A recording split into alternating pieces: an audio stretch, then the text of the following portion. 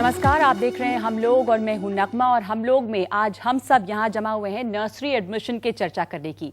जी हां, nursery admission जो कि इतना बड़ा सरदर्द है उन तमाम अभिभावकों के लिए, उन माँ बाप के लिए जिनके बच्चे स्कूल की शुरुआत करने वाले हैं। और ये जो बच्चे हैं वो छोटे छोटे 3 साल के बच्चे, 4 साल के बच्चे जिनको अभी दुनिया में कदम रखना है, पर वो जो कदम दुनिया में पहला पड़ता है वो ही इतने झंझट और जंजाल के बीच में पड़ता है कि माँ बाप अभी से उन्हें समझ नहीं आता। इन छोटे छोटे बच्चों को आप देखेंगे कि माँ बाप खींच खींच के लेके लाइन में खड़े हैं फॉर्म भरने के लिए। और ये अब नए साल में हम इसकी चर्चा इसलिए कर रहे हैं क्योंकि वो वक्त आ गया है जब नर्सरी एडमिशन का भूत जो है वो हमारे सर पर फिर से घूमने लगा है। और बहुत तरह की समस्याएं, बहुत नई समस्याएं अभी भी इसके साथ बनी हुई हैं। उलझन अभी भी है। जो केओस है नर्सरी एडमिशन का वो सुलझा नहीं है, बल्कि इस दफा तो हर स्कूल को ये आज़ादी है कि वो अपनी गाइडलाइन खुद तय करे। हमारे साथ यहाँ पर एक पैनल है, बड़ा विशिष्ट पैनल है। कई स्कूल के प्रिंसिपल हैं, कुछ पेरेंट्स बॉडी को रिप्रेजेंट करने वाले लोग हैं। मैं आपका तारुफ करा दूं इन लोगों से पहले। हमारे साथ शामिल हैं सूजन टॉमस जो कि प्रिंसिपल हैं फाउंडेशन स्कूल की, प्रियंका भटकोटी प्रिंसिपल हैं मैक्सफोर्ड स्कूल की, HR Sharma principal CRPF public school, उसके अलावा Sumit Vora founder chairman nursery admission. और सुमित वोरा के बारे में आपको बता दूं कि आपने इनको अक्सर नर्सरी एडमिशन के बारे में बात करते देखा होगा। और तमाम माँ बाप जो इस समस्या से गुजर रहे हैं उनकी उम्मीद सुमित से लगी हुई है। और अशोक अग्रवाल बहुत जाना माना चेहरा है और लगातार जुड़े रहे हैं इस इशू से, वकील हैं, RTI कार्यकर्ता हैं। पूनम शर्मा मेरे साथ यहाँ पर हैं जो लेक्चरर हैं दिल्ली यूनिवर्सिटी में और इस बार उन माँ बाप में शामिल हैं जो कि नर्सरी एडमिशन की समस्या से जूझ रही हैं। मेरे साथ नेहा मौजूद है यहाँ पर। उनके बेटे का भी इस दफा नर्सरी एडमिशन होना है और इसलिए रातों की नींद उड़ी हुई है सबकी कि कहाँ एडमिशन होगा। इस बार जो नई गाइडलाइंस या भाई कहें कि हाई कोर्ट ने ये इजाज़त दे दी है स्कूल्स को कि आप अपनी गाइडलाइंस खुद तय करें, तो तमाम स्कूल्स को ये आज़ादी है कि वो अपनी अपनी गाइडलाइन बनाएंगे। आपके लिए ये खबर अच्छी है या बुरी? कितनी चिंता है आपको इसे लेकर अगर स्कूल्स को जो आज़ादी मिली है? Basically I am not happy. मुझे तो कोई खुशी नहीं है। For the fact only one reason that neighbourhood is being ignored, मतलब पूरा तरह से उसको छोड़ दिया जा रहा है। Neighbourhood is 0 to 1, 1 to 3 and 3 to 6। जबकि अगर ज़्यादातर स्कूल में देखो तो 0 to 15 किलोमीटर को नेबरहुड में कंसिडर कर रहे हैं, जिसमें कि ऑलमोस्ट पूरी साउथ दिल्ली कवर हो जाती है। सो लाइक जो एक 3+ का बच्चा, उसको मैं 8-10 किलोमीटर्स रोज भेजूं इतनी दूर, वहाँ का एक बच्चा 8-10 किलोमीटर इतनी दूर यहाँ आए, कोई पॉइंट नहीं बनता है। और ये जो तमाम स्कूल्स को आज़ादी है अपनी गाइडलाइन बनाने की, यानी कि हर स्कूल की अपनी गाइडलाइन होगी, वो तय करेंगे कि मैनेजमेंट कोटा होगा कि नहीं, वो तय करेंगे कि सिबलिंग्स को कितने पॉइंट मिलेंगे, या तमाम तरह की गाइडलाइंस हो सकती हैं। तो इससे क्या आपको कुछ डर है कि स्कूल्स अपनी मनमानी करेंगे? Actually yes, because of the क्योंकि लिए अभी रिसेंटली मैंने एक स्कूल का देखा, उसमें था दैट सिंस मैं साइंस बैकग्राउंड से हूँ, तो उसमें था any original research documents publish, कोई आपको अवार्ड मिला है and all that. I am okay with that, मेरे को उसमें कोई प्रॉब्लम नहीं है। द ओनली थिंग इज, हो सकता है मैं उस स्कूल में इंटरेस्टेड ना हूँ, वो बहुत दूर है, ऑल्दो मैं उस कंडीशंस में आ भी सकती हूँ, बहुत से पेरेंट्स नहीं भी आ सकते हैं, बट आपका दिल करता है आप भेजो, इतनी दूर नहीं भेजो, तो उसका भी मतलब एक तो वो अजीबो गरीब जो कंडीशंस और वो सब भी बहुत अजीब रख रहे हैं, मतलब फॉर पेरेंट्स। जो पूनम ने बात उठाई है, सूजन टॉमस, मैं आपसे इस बारे में पूछना चाहती हूँ। हो सकता है आपके स्कूल में ना हो, लेकिन कई स्कूल्स हैं और इन्होंने एक स्कूल की बात की जिसके गाइडलाइन, चूंकि सबको अपनी आज़ादी है कि वो अपनी गाइडलाइन बनाए, तो एक स्कूल जो है उन्होंने अपनी गाइडलाइन जो जारी की है उसमें लिखा है कि पेरेंट्स को, माँ या बाप को, अगर नेशनल लेवल पे या स्टेट लेवल पे कोई रिकग्निशन मिला है, क्या वो नेशनल स्पोर्ट्स पर्सन रहे हैं, क्या उनका रिसर्च पेपर कहीं पब्लिश हुआ है, क्या उन्हें कोई अंतर्राष्ट्रीय सम्मान मिला है, तो यानी कि अगर माँ बाप इस तरह की अचीवमेंट है तो बच्चे को आप प्रेफरेंस देंगे। पर उस बच्चे का क्या कसूर जिसके माँ बाप ने ऐसा कुछ अचीव ना किया हो? तो क्या वो बच्चा शुरू से डिस्क्रिमिनेटेड रहेगा कि चूंकि आपके माँ बाप बड़े काबिल नहीं थे तो आप भी नहीं बन सकते हैं? No, at the foundation school we are very very transparent. ये हमको ये डिस्टिंग्विश नहीं करते हैं कि रिसर्च पेपर्स है, ये सब नहीं पूछते हैं। Very transparent, just 3 criteria: neighborhood, sibling and first born child. So there's nothing else that is asked of the parent, and it is basically based on these points. So हम discrimination कभी नहीं करते हैं. What is, as you rightly said, what is बच्चे का क्या कसूर है? जी. So children are children. They all have a right to education. In fact, I come from a school which is an answer to the admission chaos, which is a second shift school. इसका मतलब इसमें दो shifts में है school. Yes. Okay, किस तरह से होता है आपके यहाँ? The morning school is called as the Indian school and the afternoon shift is called as the foundation school. अच्छा. And we function from 12:30 से 5 बजे तक in summers and 12:30 to 4:30 winters में. इसीलिए हमारे इस बार फर्स्ट ईयर था अप्रैल में, उसमें हमारा नंबर्स उतने अच्छे नहीं थे, बट नाउ एप्लीकेशंस जो मॉर्निंग शिफ्ट के लिए और आफ्टरनून शिफ्ट के लिए जो आ रहे, equal numbers we are getting. So that is also catching on and it is a very transparent system. ये बहुत अच्छी बात है जो आपके स्कूल ने किया है, और कई पेरेंट्स बल्कि कह रहे थे कि अगर ये हो तो ज्यादा अच्छा रहेगा. नेहा, आपको क्या कहना है इस पर? आप माइक ले सकते हैं. Thank you.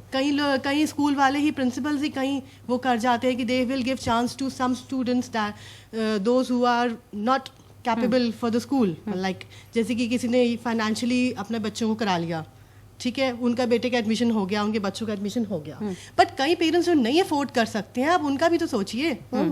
जो पेरेंट्स अफोर्ड कर सकता है उसके लिए आप चलो आपने अपने बच्चे को करा लिया, but those student who are intelligent and they have a chance कि उनका फ्यूचर अच्छा बन सकता है, why not giving them chance. दूसरे की जो गाइडलाइंस अलग अलग सारे स्कूल्स की हैं, उससे क्या ये समस्या पेरेंट्स के पास आ रही है कि हर की गाइडलाइंस आप पढ़ते रहें, समझते रहें कि कब क्या किसको डिमांड है? किसी की कुछ डिमांड हो सकती है, किसी की कुछ. कहीं पे एड्रेस प्रूफ के तौर पे लीज अग्रीमेंट एक्सेप्टेड होगा, कहीं पे वो कोई आईडी प्रूफ मांगे, सबके डेट्स अपने अपने हैं. सुमित, ये जो समस्या इस बार है क्या और ज्यादा बढ़ गई है? जो हाईकोर्ट ने क्वॉश किया एलजी का ऑर्डर और अब सारे स्कूल्स को अपनी गाइडलाइन तय करने की आजादी है, उससे मसला उलझा है या कुछ हम उसको सुलझा पा रहे हैं? मसला तो काफी उलझ गया है. पहली बात तो यह है कि लास्ट ईयर तक एलजी की गाइडलाइंस काफी स्मूथ थी. एलजी गाइडलाइंस क्यों स्ट्रिक्ट आई? क्योंकि पिछले 4-5 साल में स्कूल अपनी मनमानी कर रहे थे. सिर्फ एक ट्रांसफर पॉइंट 5 पॉइंट इतने बड़े बन गए थे जिसमें कुछ हेराफेरी हुई, तो उसके वजह से सारा क्योस हुआ कोर्ट्स का. Otherwise it was quite fair. अब जो फ्री हैंड मिल गया स्कूल को, एक तो कोई आपका कैलेंडर जारी नहीं हुआ है, तो पहली बात तो यह है कि जहां पहले हम बारी बारी से बात करते हैं, पहले तो बात करते हैं फॉर्म्स की. एक्शन कमेटी इनका हेड है जो सबको स्कूल की हर 5-6 एसोसिएशन स्कूल की सब मिलके एक्शन कमेटी के अंडर आती हैं. उन्होंने बोला कि हर स्कूल कम से कम 10 से 15 दिन के लिए फॉर्म देगा और 20 से लेके 20 दिसंबर लेके 20 जनवरी के बीच में फॉर्म देगा. तो एक स्कूल ने तो कल सुबह रिजल्ट निकालना है. आप भी सोच लीजिए 20 को एडमिशन स्टार्ट हुई है, उसका मैंने कंप्लेंट कर दी है डायरेक्टर एजुकेशन में. और भारत सरकार बोलती है, दिल्ली सरकार और भारत सरकार बोलती है कि अब ईडब्ल्यूएस और जनरल का रिजल्ट इकट्ठे निकालेंगे, चाहे लॉटरी आगे पीछे कर लें. ठीक है, ये फ्लोटिंग की जहां तक बात आई. अब पॉइंट सिस्टम की बात सुनिए आप.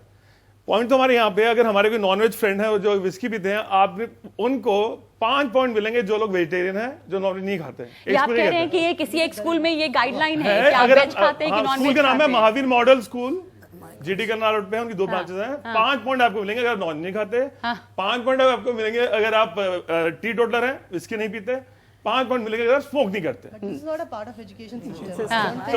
तो ये एक तो ये हो गया जी. तो 15 पॉइंट तो आपके यही हो गया. तो प्रियंका बदकोटी, ये जो आपके स्कूल में नहीं होगा, पर कई स्कूल जो इस तरह की अजीबो गरीब गाइडलाइंस, जैसे हमने एक तो बताया अभी कि पेरेंट्स के अचीवमेंट की बात, नॉन वेजिटेरियन और वेजिटेरियन होने के लिए आपको पॉइंट्स मिलेंगे, तो ये कोई एक यूनिफॉर्मिटी कोई गाइडलाइन में होनी चाहिए कि नहीं? आपको क्या लगता है ये सब स्कूल अपनी कुछ? देखिए, हर एक की एक बाउंड्री होती है, परिधि जहां पेरेंट की है वहीं स्कूल की भी है, वहीं डायरेक्टरेट ऑफ एजुकेशन की भी है और गवर्नमेंट की भी है. ये सब जो डिस्कशन हम कर रहे हैं ये सिम्टम्स हैं. सिम्टम किस बात के? कि क्लैरिटी नहीं है और कंफ्यूजन है कहीं ना कहीं किसी एरिया में. अगर गाइडलाइंस बहुत क्लियर हो उन गाइडलाइंस में पेरेंट के लिए रूम हो कि वो डिसाइड कर पाए कि वो किस स्कूल में अपने बच्चे को पढ़ाना चाहता है, क्योंकि पेरेंट के लिए गाइडलाइन टफ नहीं होनी चाहिए, हम नहीं डिक्टेट कर सकते.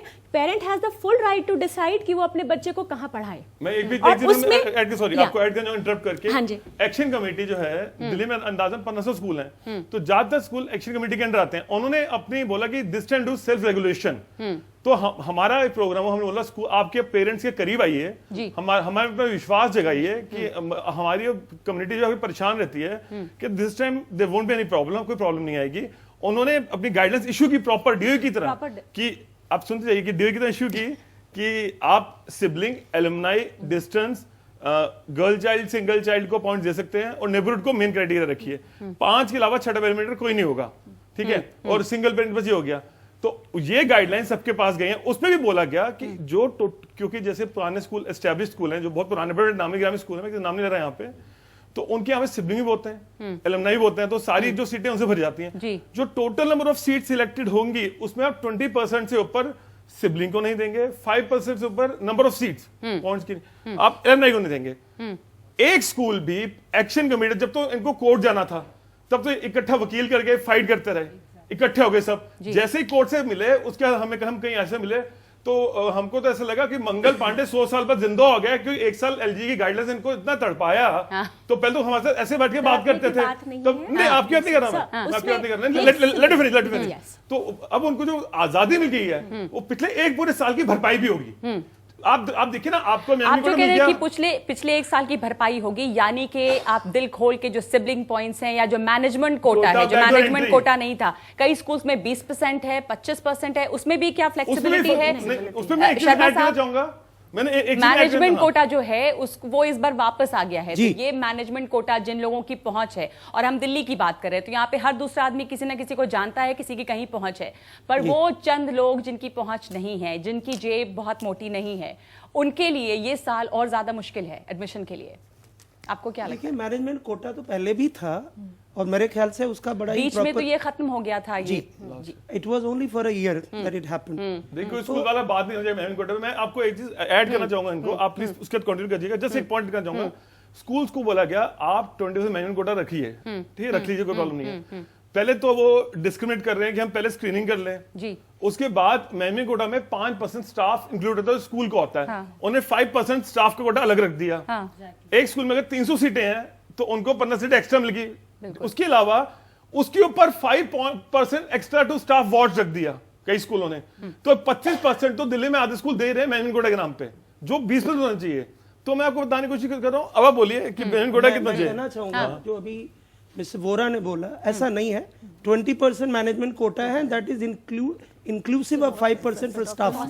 No, I can tell you 10 names of the schools right now. मैं आपको करेक्ट करना चाहूंगी क्योंकि हम भी ये सब फॉर्म्स देख रहे थे, तो कई स्कूल्स हैं जिसपे 20% मैनेजमेंट कोटा है, 5% स्टाफ कोटा अलग है, वो उसके अंदर नहीं है। कई एक्शन कमेटी ने वेरी कैटेगरिकली हैज स्टेटेड कि there should be at the most 20% management quota. पर ये कोई मान ऐसे स्कूल्स भी हैं जो मान रहे हैं जी। अगर कुछ ऐसे हैं जो नहीं मान रहे, ऐसे भी हैं जो मान रहे हैं। तो जो नहीं मान रहे हैं उनका क्या होगा? अशोक अग्रवाल, आप इससे जुड़े हैं, आप वकील हैं, आरटीआई कार्यकर्ता। एक तो ये कि जो अभी ये हो रहा है उसकी भी हियरिंग 15 तारीख को होनी है। फिर तो क्या हो अगर कि ये सब कुछ फिर से बदल जाए, सब उल्टा हो जाए, तो जिनका एडमिशन होगा उनका क्या होगा? देखिए, इसके अंदर जो सबसे इम्पोर्टेंट वो चीज है ना, वो है नजरिया। आप किस नजरिए से चीजों को देख रहे हैं। अभी सारे जो आम तौर पे क्या नजरिया है, या तो स्कूल का नजरिया है या पेरेंट्स का नजरिया है। जो बच्चे का नजरिया है उस पर कोई भी बात नहीं कर रहा है। एक्चुअली में इसका जो वो है कि इसमें बच्चे का नजरिया होना चाहिए सिर्फ चाइल्ड सेंट्रिक। और ये सुप्रीम कोर्ट ने भी रिपीटेडली कहा है कि राइट टू एजुकेशन का मतलब है चाइल्ड सेंट्रिक। अगर हम चाइल्ड सेंट्रिक की बात करते हैं तो वो सब चीजें इररिलेवेंट हो जाती है। स्मोकिंग, ड्रिंकिंग और दूसरी जो चीजें हैं, किसी का कोई अवार्ड विनर है, इसको करे कैसे? जब हमने 2003 में ये सब लड़ाई शुरू हुई थी, उस वक्त बच्चों के इंटरव्यू लेते थे, पेरेंट्स के इंटरव्यू लेते थे, उनके टेस्ट भी होते थे पेरेंट्स के। दैट वाज द स्टेज जब हमने इस मुद्दे को उठाया था 2003 में। और कोर्ट ने ये कहा था कि एक यूनिफॉर्म होना चाहिए, मैनेजमेंट की डिस्क्रिएशन जो है वो मिनिमाइज्ड होनी चाहिए और ट्रांसपेरेंसी होनी चाहिए। ये डिवीजन बेंच ने उस वक्त 2005 और 2006 में कहा था। उसके बाद वो गगुली कमेटी बैठी, ये बैठी। उसके बाद क्या हुआ कि एक फार्मूला आया। उसके बाद क्योंकि ये रेगुलर लड़ाई हम लोग लड़ रहे थे, तो राइट टू एजुकेशन एक्ट में उन्होंने ये इशू को मतलब एक तरीके से क्लियर कर दिया। उन्होंने कहा कि स्क्रीनिंग प्रोसीजर आप प्रोहिबिट कर दिया। स्क्रीनिंग प्रोसीजर का मतलब होता है जब आप 2 बच्चों को दो बच्चों में से किसी एक बच्चे को किसी भी ग्राउंड पर प्रेफरेंस देते हैं तो that is called screening procedure. और उन्होंने कहा सिर्फ रैंडम मेथड से जाओ, तो क्या निकला इससे ये निकला कि सिर्फ distance and draw of lot, क्योंकि डिस्टेंस नेबरहुड बहुत इंपॉर्टेंट है बच्चे के लिए, distance and draw of lot का ही फार्मूला होना चाहिए। और इसी बेसिस पर लेफ्टिनेंट गवर्नर साहब ने अपना ऑर्डर निकाला था, उसको हाईकोर्ट ने क्वैश कर दिया। अभी ये पॉइंट है कि अगर गवर्नमेंट चाहती तो एक ऑर्डिनेंस लाकर, क्योंकि हाईकोर्ट ने यह कहा कि इनके पास कहीं लॉ में पावर नहीं है, तो अगर गवर्नमेंट सीरियस होती तो एक ऑर्डिनेंस ले आती। दुनिया भर की चीजों के लिए भी तो ऑर्डिनेंस लाती है। तो एक ऑर्डिनेंस लाकर दिल्ली स्कूल एजुकेशन एक्ट के अंदर जो provision right to education act के हैं वो उसमें डाल देती, तो ये झगड़ा बिल्कुल खत्म हो सकता था, लेकिन ऐसा गवर्नमेंट ने नहीं किया। हर पेरेंट चाहता है कि अपने बच्चे को अच्छी से अच्छी एजुकेशन दे, लेकिन जहां सीट आपकी 150 है और एप्लीकेशन आपके पास 3000 आ जाए तो किसको ले और किसको ना ले पर बहुत बड़ा सवाल आ जाता है। उसमें सबसे पहली बात कन्वीनियंस की होनी चाहिए कि बच्चा सड़क पर 3 घंटे ना बिताए, क्योंकि एजुकेशन ही उसकी क्लास में होने वाली है 4 घंटे के लिए, तो उसमें हम एनर्जी ना वेस्ट करें। लेकिन क्या पेरेंट जो बगल का स्कूल गवर्नमेंट का 500 मीटर की दूरी पर है उसमें अपने बच्चे को भेजने के लिए आज तैयार है? जो हम बड़ा डिस्कस सवाल कर रहे यही हैं, है नहीं, कि गवर्नमेंट स्कूल्स हैं वो इस schools लायक नहीं है। अगर गवर्नमेंट क्यों स्कूल्स नहीं अच्छे है? होते, at the end of the day, क्योंकि पैरिटी नहीं है। प्राइवेट स्कूल्स में एंट्री लेवल एज कहीं पर 2 साल क्लास 1 से पहले है, 3+ की एज पे वो एडमिट करें। कोई स्कूल है जो 4+ पे एडमिट करें, कुछ स्कूल हैं जो 5 साल की उम्र में कर रहे हैं। एजुकेशनिस्ट की व्यू ये है कि आइडियली बच्चा स्कूल में 5 साल पर जाना चाहिए, लेकिन 5 साल की फॉर्मल एजुकेशन के लिए 1 साल पहले mid formal informal pre primary जिसको हम कहते हैं, और 1 साल अगर प्ले स्कूल में बच्चे का इंटीग्रेशन हो जाए तो पेरेंट की नीड भी यही है, क्योंकि दोनों पेरेंट काम कर रहे हैं। तो बच्चा घर में वो एक्सपोजर नहीं मिल रहा है, न्यूक्लियर फैमिलीज हैं, बच्चे का ख्याल कौन करे और रेलेवेंट एजुकेशन बच्चे को कौन दे, जहां ग्रॉस मोटर डेवलपमेंट है, एकेडमिक डेवलपमेंट हो रहा है, सोशलाइजेशन हो रहा है बच्चे के लिए, तभी तो ये स्कूल खड़े हुए हैं। अब खड़े हो गए, समय बदल गया, लेकिन हम अपने गवर्नमेंट स्कूल्स की या गवर्नमेंट की पॉलिसी वही 50 साल पुरानी चल रही है, तो उसको चेंज करना जरूरी है। सर ने बिल्कुल ठीक बोला, गवर्नमेंट के पास पावर है, ऑर्डिनेंस लाइए, लेकिन बाउंड्रीज ऐसी क्रिएट कीजिए जो बिल्कुल स्पष्ट हो पेरेंट के लिए, स्कूल के लिए और मैनेजमेंट के लिए, ताकि उनके साथ खिलवाड़ ना हो। लास्ट ईयर नगमा लेफ्टिनेंट गवर्नर ने ऑर्डर निकाला, लेकिन बीच में ही उस प्रोसेस को स्थगित कर दिया गया और फिर से ऑर्डर बदल गए। ट्रांसफर पॉइंट एक दिन है, अगले दिन ट्रांसफर पॉइंट नहीं है।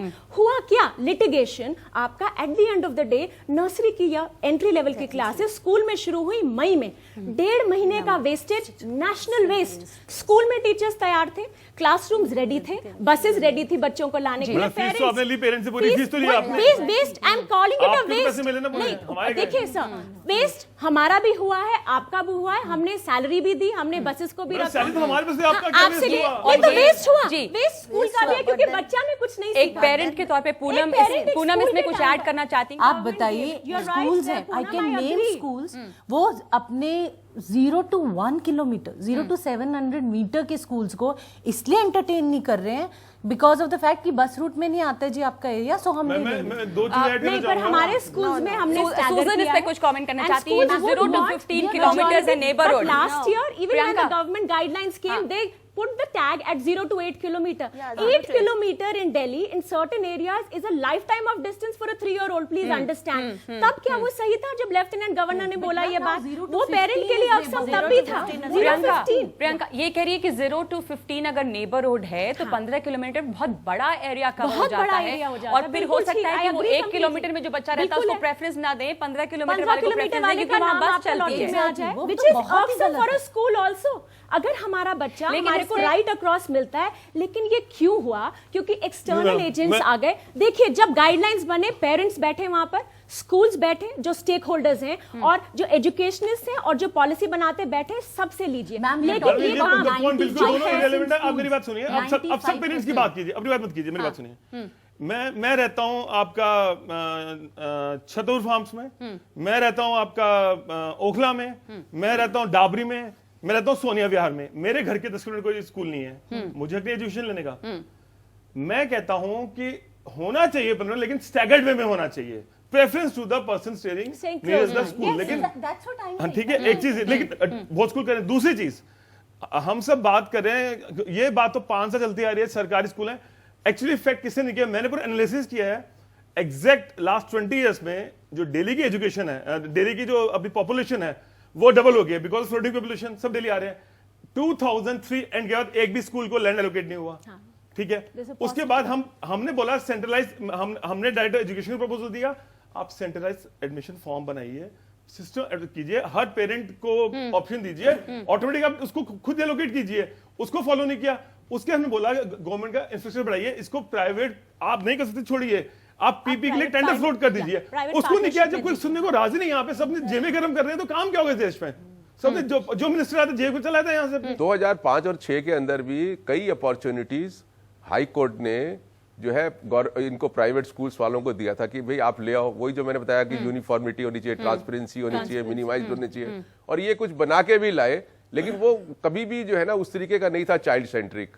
कभी मजबूरन उनको गांगुली कमेटी से रिकमेंडेशन लेनी पड़ी, और इसीलिए मतलब कभी भी आप स्कूल वालों पे छोड़ दोगे ना तो ये प्रॉब्लम आएगी, क्योंकि उनका जो कमर्शियल एंगल है ना मोस्ट ऑफ द स्कूल्स का। लेकिन इसमें मैं सूजन थॉमस आपको इंक्लूड करने चाहती हूँ कि अगर कह रहे हैं स्कूल वालों पे छोड़ दोगे तो प्रॉब्लम आएगी, बात सच है, पर ये तमाम प्राइवेट स्कूल्स हैं, तो अगर वो प्राइवेट स्कूल्स हैं तो क्या उनको ये फ्रीडम या आजादी नहीं होनी चाहिए कि वो अपनी गाइडलाइन खुद तय करें? क्योंकि वो सरकार से अगर अनएडेड स्कूल है, अगर तो मेरी सुने, ऑटोनॉमी ठीक है, ऑटोनॉमी का मतलब ये नहीं होता ना कि आप एक्सप्लॉइट करें। ये जो सारी लड़ाई शुरू हुई एक्सप्लॉइटेशन, इसको आप कैसे बांधेंगे और तय कैसे करेंगे? कहीं कहाँ पे ऑटोनॉमी है, कहाँ पे वो जो है उसमें चली जाती है? सुमित जीवन सेकंड, सूजन प्लीज। या ऑटोनॉमी अच्छा है, the school has a certain amount of autonomy, at least it is able to work towards bring in the guidelines according to its vision that is there. And I think especially schools like those are attached to NPSC ke schools jo hai, they all have come together with this thing, ye guidelines pe hum karenge, jaise neighborhood hai, what Mr. Vora hai, sibling alumni, and from that they have chosen, and I think वो रखते हुए I think the schools have done a fairly good job of doing it. The neighborhood thing, I think the first slab is 0 to 8 तक रखा था, but 0 to 5 इतने बड़े small slabs you cannot have. See, you need to have 0 to 8 तक रखा है, 8 to 12 रखा है, and 12 and above. And I think that is a very, very fair kind of this thing. Why we can't have short slabs? I don't get. Because see, you cannot have for 0 to 4 one slab, 0 to 5 another. You know, you cannot do it But that why, way. when we have so many admissions to do, why क्यों नहीं हम? See, because Delhi also. इस बार एक जब और school वाले interview लेते थे ना बच्चों के, 3 साल के बच्चे का इंटरव्यू लेते थे, टेस्ट लेते थे, तो एक केस में तो क्या हुआ कि डीपीएस में एक बच्चा जो है ना नीचे से ऊपर ले गए और उसको तुरंत वापस ले आए। पूछा क्या हुआ, क्या डिस्क्वालीफाई हो गया, क्यों हो गया, कि सो गया था वहां जाके। और इनका आर्गुमेंट क्या था? सिंपल आर्गुमेंट था, हम देखते हैं कि हमारी जो फिलॉसफी है उससे इस बच्चे की फिलॉसफी मैच करती है या नहीं करती है। और मुझे आज तक समझ में नहीं आया एक्सेप्ट बनी फिलॉसफी उस बच्चे से क्या मैचिंग कर रहे हैं 3 साल के बच्चे में। एक बात मैं पूछना चाह रही हूँ शर्मा साहब, ये और सुमित आप भी इस पर बताइएगा कि इस बार भी कई स्कूल में ऑनलाइन फॉर्म्स हैं, ज्यादातर स्कूल में ऑनलाइन फॉर्म्स होते हैं, फिर आपको बुलाया जाता है डॉक्यूमेंट चेकिंग के लिए। जब डॉक्यूमेंट चेकिंग होती है आधे घंटे 45 मिनट 1 घंटे उसमें डॉक्यूमेंट चेकिंग भी आप अपलोड कर सकते हैं, डॉक्यूमेंट्स ऑनलाइन और चेक हो जाए। ये जो पर्सनली मुलाकात और आधे 1 घंटे 45 मिनट, उसके पीछे बहुत लोगों को ये शक है कि ये भी पेरेंट्स की पॉकेट को जज करने का एक तरीका है। सबसे पहले मैं ये कहना चाहूंगा कि पब्लिक स्कूल जिनका इतना बड़ा कंट्रीब्यूशन है सोसाइटी में, उनको why are they being presented as a thief? जैसे अभी मिस्टर अग्रवाल ने, मिस्टर वोरा ने, तो they have tarred all public schools as not all. Please listen and let me speak. I would like to tell you, public schools have made the greatest contributions to the society. Now it is all because of the public school that you have educational standard of Delhi. Now wherever anybody is doing something wrong, आप उसको oppose करें. Whatever action he deserves, don't bracket everyone together. जो भी action deserve करता है, एक बात मैं कहना चाहती हूँ, बिल्कुल आप सही कह रहे हैं कि पब्लिक स्कूल्स का कंट्रीब्यूशन बहुत रहा है और उसी की वजह से हम लोग सब उसके प्रोडक्ट हैं। पर प्रॉब्लम ये है कि जो पेरेंट एडमिशन कराने जाते हैं और जब वो इतने लाचार होते हैं और अगर उनके पास ये सलाहियत है तो वो 5 लाख 10 लाख डोनेशन देते हैं और स्कूल्स हैं जो मांगते हैं डोनेशन। जो गलत करता है उसको उसके खिलाफ स्ट्रिक्टेस्ट एक्शन लेना चाहिए। Don't club everyone together. Government को लेना चाहिए। जो पूनम जैसे कह रही है, नेहा कह रही है कि आप नहीं, government should take the most serious action against anyone who is doing wrong. Problem क्या हो जाती है? पर सब लेकिन गलत एक है। बात मैं सब कहना गलत नहीं है चाहूंगा, Priyanka Don't put everyone Sharma into साहब। the एक same प्रॉब्लम basket. क्या होती है कि जब पेरेंट्स खुद इतने लाचार होते हैं तो उस वक्त जब आपके बच्चे का एडमिशन होता है आप पैसे दे के करा देते हैं, फिर उनकी हिम्मत नहीं होती कि वो कंप्लेन करें क्योंकि मेरा बच्चा तो वहां पढ़ रहा है। आप इस पर कुछ कहना चाहते थे? इन्फॉर्मेशन ही नहीं होता कॉलेज स्कूल की तरफ से कि हम मतलब मेरे को अगर किसी अगेंस्ट कंप्लेंट करना है तो मैं जाऊँ कहाँ? मेन चीज मेरा मेन इशू ये है। देखिए मैं उसके लिए हमारे पास डायरेक्टरेट, मैं कहना चाहूंगा Directorate of Education has it. Directorate है, डायरेक्टरेट इज मॉनिटरिंग एवरीथिंग, एक मिनट से, हाँ Directorate of Education is monitoring everything, and Directorate is quite capable of taking the most Directorate of Education has not put complaint redressal cell on the website. They Now removed then, it after that good is- autonomy. that is the I fault of tried the it. government. It's not working. It is the duty of the government The to link is regulate not there. people. देखिए नहीं काम कर रहा काम नहीं नहीं, करता है। देखिए ये स्टेटमेंट की प्राइवेट स्कूल ग्रेटेस्ट कंट्रीब्यूशन करते हैं, हाँ। ये लार्जर एक्सटेंट गलत है। मैं अच्छा। आपको बताऊं वो प्राइवेट स्कूल के साथ क्या होता है, पेरेंट पढ़ाते हैं, ट्यूशंस पढ़ाते हैं। अगर कंट्रीब्यूशन करता है तो गवर्नमेंट स्कूल करता है जहां उसको कोई भी आउटसाइड सपोर्ट नहीं मिलती है। ये तो बात तो सच है आपकी, लेकिन जो फिर भी पेरेंट्स क्यों पब्लिक स्कूल में बच्चों को वो डालना इसलिए चाहते जाते हैं, हैं? वो इसलिए जाते हैं, क्या हो गया? नहीं, ब्रांडिंग हो गई है। नहीं ब्रांडिंग नहीं, इसलिए जाते हैं कि वो गवर्नमेंट स्कूल जो है ना वो परफॉर्म नहीं कर रहे प्रॉपरली, सेटिस्फेक्शन नहीं है, इसलिए मजबूर होके प्राइवेट स्कूल में जाते हैं और वही मजबूरी जो है ना वो उसको कैश करते हैं। ये सारी प्रॉब्लम ये है। अगर आप तो कह रहे हैं कि वो public schools contribute ही नहीं करते, वो tuition वगैरह की वजह से बच्चे अच्छा कर रहे हैं। सारे गवर्नमेंट स्कूलों को हाँ। केंद्रीय विद्यालय के लेवल पे ले आइए। मैं आपको गारंटी से कहता हूं कि 48 घंटे के अंदर 50% पेरेंट्स अपने बच्चों को प्राइवेट स्कूल से विड्रॉ कर करना लेंगे चाहेंगे। और और स्कूल दूसरे में डाल की जैसे देंगे। सूजन ने पहले कहा था और नेहा ने भी कहा था, शर्मा साहब और प्रियंका आप दोनों को मैं का ओपिनियन चाहूंगी इस पर कि क्या डबल शिफ्ट करना एक सोल्यूशन हो सकता है जैसे कि इनका स्कूल का very valid solution out there, क्योंकि जैसे सर ने भी बोला यहाँ पर आपका कि पॉपुलेशन बढ़ गई है आपकी, demands of registration form are so high, लेकिन इंफ्रास्ट्रक्चर नहीं है। गवर्नमेंट स्कूल्स को लैंड नहीं एलोकेट कर रही है, बिल्डिंग्स हम रातों रात नहीं बना सकते, लेकिन क्वालिटी एजुकेशन तो हर बच्चे का हक है। तो जिस परिधि में हम हैं और वहां जो किया जा सकता है, अगर कोई एफर्ट कर रहा है, इट्स अपलॉडेबल। तो ये स्कूल्स के अपने ऊपर है, वो चाहे तो डबल शिफ्ट नहीं कर तो सकते हैं। गवर्नमेंट ने परमिशन Government दिया, allow लेकिन करती है। उनको लिए कंफर्म करना पड़ता है आपको स्टैंडर्ड्स को। नहीं उसके लिए और रूल अगर- है, you can not have the same principal और the same Same teachers out there, you change. Madam देखिए- मैं एक चीज ऐड करना चाहूंगा Can I- कि जो स्कूल पुराने चलते हुए आ रहे हैं और उनका नाम बड़ा हो गया, एक तो ब्रांडिंग हो गई है, सर्वेज आते हैं, अब ये बन गया है कि मेरे पास BMW 7 सीरीज है, मेरा बच्चा स्कूल में जाता है। बिल्कुल। एक तो ये हो गया, शो ऑफ वन अपमैनशिप हो गया। दूसरा क्या है कि सब स्कूल खराब नहीं है, there are more than 50% they are very fair. 20% management quota में चलो जो भी बैकडोर एंट्री होती है वो ट्विंस को भी ऑब्लाइज करते हैं, मैं जानता हूं, मेरे जानने लोग हैं। लेकिन जो बाकी 50% है, शर्मा जी बोल रहे हैं कि हमने बहुत कुछ कंट्रीब्यूट किया, इनका कहने का मतलब यही है कि हमने अगर आजादी दिलवाई है तो हम जी खोल के खाएंगे, वो बात नहीं है। अगर आपने 50 साल से सर्व करते आ रहे हैं, because I tell you mister Sharma, in India it's a rule, you cannot earn one through education. I am of this opinion, any school which is doing wrong, take the toughest action. उसके खिलाफ हाँ, ठीक action है। लो, देखिए, लेकिन double पूरी shift- society को आप गंदा नहीं बता हम सकते। सबको आपको नहीं बोल रहे गंदा, आप इस पे कुछ कहना नहीं बोल रहे, चाहते आप इतना नहीं बोल सर, रहे। एक सेकंड सुमित। शिक्षा का व्यावसायीकरण कर दिया गया है। आप एक गरीब पेरेंट्स जो अपने बच्चे को एडमिशन नहीं दिला सकता, उसको पढ़ा नहीं सकता, आपके स्कूलों में भेजने के बावजूद भी बच्चे को प्राइवेट ट्यूशन देना पड़ता है। मैं इसका जवाब दे सकता हूँ, जी, जी, समय जी। दें। मैं कहना चाहता हूँ, जब गवर्नमेंट है, डायरेक्टरेट ऑफ एजुकेशन है, तो एक्शन क्यों नहीं होता? जो गलत कर रहा है उसके खिलाफ अब तबेस्ट एक्शन लो। कारोबार हिंदुस्तान में शिक्षा बनी हुई है, चाहे वो आप कोटा की बात करें, कोचिंग इंस्टीट्यूट्स की बात करें। हमारे स्कूल के अंदर तख्ती लगी थी, उस पर लिखा था स्कूल विद्या का मंदिर है। मंदिर में जाने का अधिकार सबको है, पैसे वालों को भी, गरीबों को भी। लेकिन आपके प्राइवेट जो स्कूल हैं उन्होंने इतना उसको कठिन बना दिया है कि हमारा जैसा एक आम आदमी सोचने पे मजबूर है, सोच में जा भी नहीं सकता। एक तो ये है कि आप लोगों ने जो स्कूल है, प्राइवेट स्कूल है, आपने स्कूलों को पैसा कमाने की फैक्ट्री समझ लिया और दूसरा समाज को बांटने की समझ लिया। आपने समाज को बांट दिया, एक अमीरी में, गरीबी में। बहुत बड़े पॉइंट है, बहुत बड़े पॉइंट। आप मैं पूछना चाहता हूँ आपसे, आप कौन से समाज में रखना चाहते हैं, अमीरी को या गरीबी को? नॉर्मल ईडब्ल्यूएस के फॉर्म जो होंडा सिटी वाले को मिल जाते हैं, जो डिजर्विंग हो तो उसको भगा देते ये हैं। भी एक बहुत ये भी एक और बहुत साथ important साथ point लग्जरी था, सीट बिकती है। जो मैं पूछना मैं चाहती आपको हूँ। डोनेशन रेट बताता हूँ, दिल्ली में डोनेशन के रेट क्या चलते हैं। लास्ट ईयर तो नहीं हो पाया था, लास्ट ईयर जो गए थे, जो हमें पेरेंट्स बताते हैं कि सर मेरे फ्रेंड ने तो 12 लाख में करवा लिया और मेरा 16 में हुआ। मैंने कहा कैसे? कह रहा बीच में 2 ब्रोकर और आ गए। मैं इसका जवाब दूं, लेकिन बहुत कम स्कूलों में होता, सब में नहीं होता।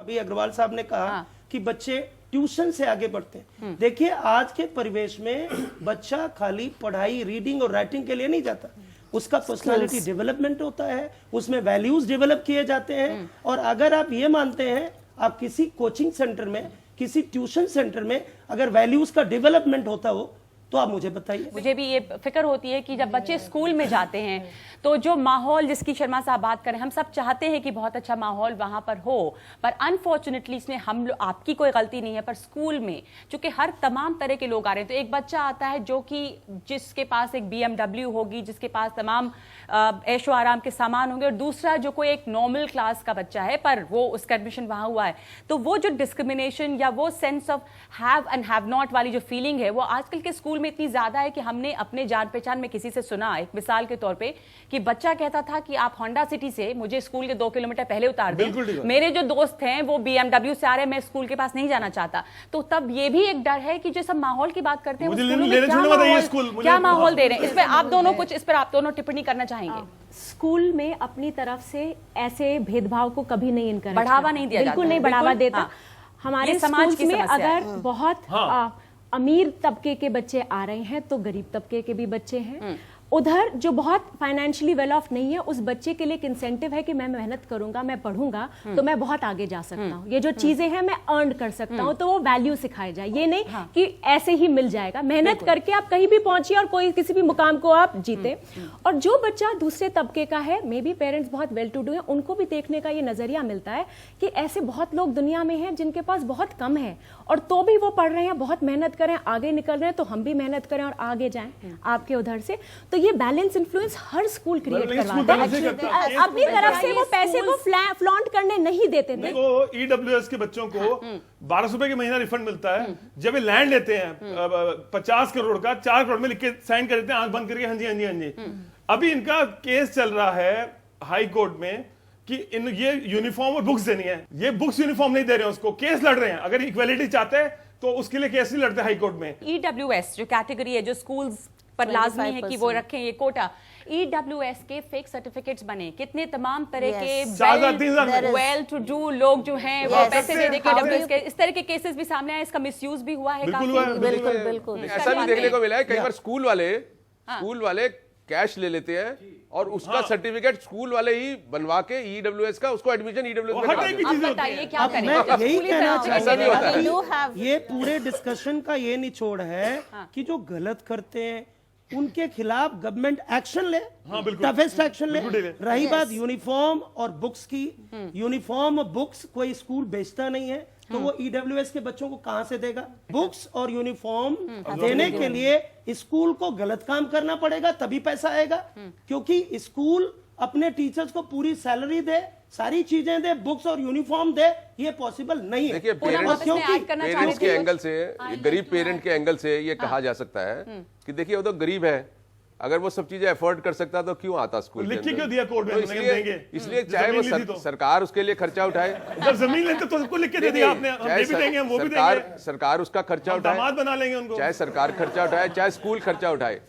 जहां तक बच्चा है, वो जो गरीब आदमी का बच्चा है, उसको तो मुफ्त आपको सब कुछ देना ही चाहिए। अभी क्या करते हैं, कई बार टूर्स ले जाते हैं, उन बच्चों, वो बच्चे पैसे नहीं दे पाते तो उनको ड्रॉप भी कर देते हैं। कई स्कूल ऐसे भी हैं, लेकिन बच्चे स्कूल छोड़ना शुरू कर देते हैं ऑन दी अदर हैंड कुछ स्कूल ऐसे भी हैं, कुछ स्कूल हैं वहां पर जो उन बच्चों को भी ले जाते हैं, उन बच्चों को किताबों के मामले में EWS बच्चों को भी ले जाते हैं, जहाँ भी एक्सकर्शंस है वगैरह है, EWS के बच्चों को भी ले जाते हैं, so that there is no disparity. मेरे मिल्क वेंडर ने मुझे ऑफर किया कि मैम मैं आपको EWS का सर्टिफिकेट बनवा देता हूँ, मैंने लास्ट ईयर बनवाया था। I said I can not do it because एक तो फर्स्ट ऑफ ऑल प्रिंसिपली गलत है, ना I mean a government job, मेरे तो पॉसिबल भी नहीं है। Two things. फ्री एडमिशन का जो मुद्दा है वो एकदम मधुमक्खी के छत्ते के जैसे है कि आप हाथ डालिए तो उसमें फिर जो हाथ बचा के निकालना मुश्किल होता है, और ये वो महीना आ गया है जब ये हंगामा मचा रहेगा। एक ब्रेक के बाद हम वापस लौटेंगे और इस साल क्या क्या नई समस्याएं हैं और पुरानी वाली समस्याएं कुछ सुलझी हैं कि नहीं, इसके बाद बात करेंगे इस ब्रेक के बाद।